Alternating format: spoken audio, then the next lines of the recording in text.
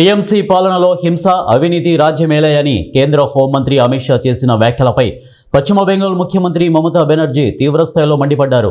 దుశ్శాసనుడు బెంగాల్ వచ్చారు అంటూ పరోక్షంగా అమిత్ షాపై ప్రతి విమర్శలు గుప్పించారు. రాష్ట్ర ప్రభుత్వం అవసరమైన భూమిని ఇవ్వకపోవడం వల్లే భారత్ బంగ్లాదేశ్ సరిహద్దుల్లో కేంద్రం కంచె వేయలేకపోయిందని అమిత్ షా చేసిన ఆరోపణలను సైతం ఖండించారు. బీజేపీ నేతలను మహాభారతంలోని పాత్రలైన దుర్యోధన దుశ్శాసనులతో మమతా బెనర్జీ పోల్చారు. బెంగాల్కు ఒక దుశ్శాసనుడు వచ్చారు. ఎన్నికలు దగ్గర పడే కొద్దీ దుశ్శాసన దుర్యోధనులు కనిపించడం మొదలవుతుంది. సమాచార సేకరణ కోసం దుశ్శాసనుడు వచ్చారు. ఫెన్సింగ్ కోసం మమతా బెనర్జీ భూములు ఇవ్వలేదని ఇవాళ వాళ్ళు చెబుతున్నారు.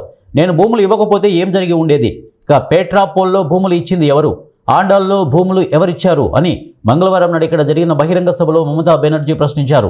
14 ఏళ్ల క్రితం ప్రజలు భయం గుప్పిట్లో ఉన్నప్పుడు తాము బంకురలో ఎన్నో అభివృద్ధి పనులు చేపట్టామని, నీటి సంక్షోభాన్ని అధిగమించేందుకు ఎంతో చేశామని వారు చెప్పారు. ఇప్పుడు ఎన్నికలు దగ్గర పడుతుండడంతో ఎస్ఐఆర్ పేరుతో ప్రజలను వేధింపులకు గురి చేస్తున్నారని బీజేపీని తప్పుపట్టారు.